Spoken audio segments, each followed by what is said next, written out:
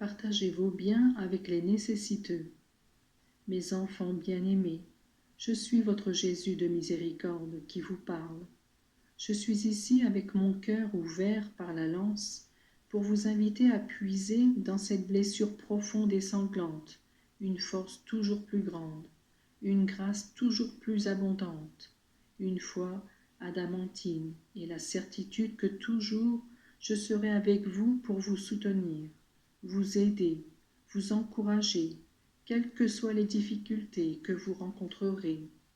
Le monde traverse une époque terrible, comme si les hommes dévalaient une pente sur laquelle ils ne peuvent s'arrêter. C'est une descente, une chute dans l'abîme du mal. Les catastrophes qui, de temps à autre, frappent tantôt une nation, tantôt l'autre, et qui pourraient servir de rappel à la conversion et au bien, ces catastrophes n'émeuvent pas les cœurs endurcis par l'égoïsme et le péché.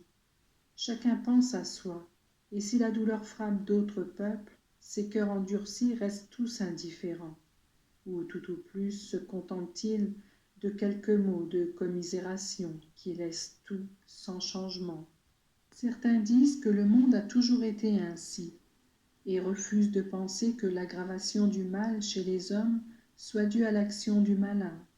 Ils refusent de penser que les conséquences qui en découlent puissent être combattues, limitées et évitées par le recours à Dieu, qui aime ses enfants et désire les aider, mais exige d'eux la prière et l'humilité. Je sais que pour certains, il peut être difficile de comprendre l'utilité d'une heure de prière réparatrice, de même qu'il est difficile parfois de comprendre les choses de Dieu. Moi, je vous exprime seulement un désir ardent, que les heures de réparation se multiplient, que les cénacles surgissent de plus en plus nombreux pour implorer la miséricorde divine. Dans quelque temps, vous quitterez cette oasis pour vous rendre dans les lieux de villégiature et de repos. Je voudrais que mes âmes, celles qui reçoivent ici une grande abondance de dons, ne connaissent pas de halte dans l'amour. Je voudrais que vous deveniez tous des centres d'attraction et de diffusion du bien. Un jour, durant ma vie publique, un homme s'approcha de moi et me demanda ce qu'il devait faire pour être sauvé. Je lui posai cette question. « Connais-tu la loi de Dieu ?» Il répondit « Oui. Tu aimeras le Seigneur ton Dieu de tout ton cœur, de toute ton âme, de tout ton esprit, et tu aimeras ton prochain comme toi-même. » Je lui dis « Eh bien, fais cela et tu vivras. » Mais il ajouta « Cela je le fais déjà. » Alors je lui dis « Va, vends ce que tu as, et donne l'argent aux pauvres, puis viens et suis-moi. » Mes enfants, voici qu'à vous qui désirez me suivre, je répète le même commandement et la même invitation. Avant tout, perfectionnez-vous dans la charité, qui est amour de Dieu et du prochain, puis faites ce que j'ai conseillé à ce jeune homme. Devrez-vous distribuer tous vos biens aux pauvres?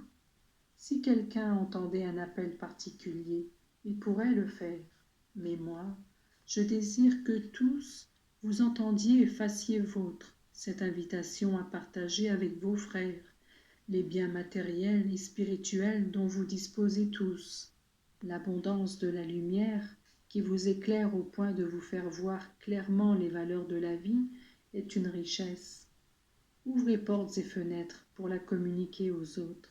Cette chaleur que vous ressentez au-dedans de vous, que vous pouvez appeler ferveur, amour ou zèle, communiquez-la aux autres. Elle est une véritable richesse dont vos frères ont besoin. Cette bonté que vous transformez en bonne œuvre, en bonne parole, parfois en un doux sourire ou en une larme, grâce à laquelle vous partagez les peines d'autrui, le fait de savoir écouter, vous taire et parler en temps voulu, le fait de savoir conseiller et au besoin réprimander et admonester tout cela, est une richesse que vous devez distribuer largement aux pauvres, à ceux qui en ont besoin, même au prix de souffrances physiques et morales. Pour ces richesses que vous donnez, il vous sera octroyé une large récompense. Je vous ai dit, bienheureux les pauvres en esprit, car ils posséderont la terre. Faites-vous donc de nombreux amis, de vrais amis parmi ceux pour lesquels se réalisera la promesse de la béatitude.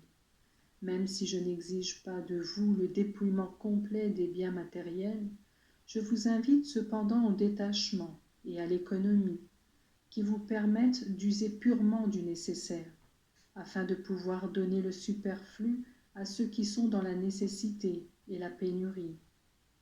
Éviter des dépenses inutiles procurera à tous beaucoup de joie, si à la place de ces dépenses, vous pouvez réjouir un enfant indigent, une veuve qui pleure, un malade qui souffre. Mes enfants, mon cœur est plein de richesses pour ceux qui les désirent et les demandent. Ce sont les richesses spirituelles, uniques, vraies richesses dont tout le monde a besoin. Accueillez-les dans votre cœur et distribuez-les avec générosité et gratuitement, comme vous les recevez.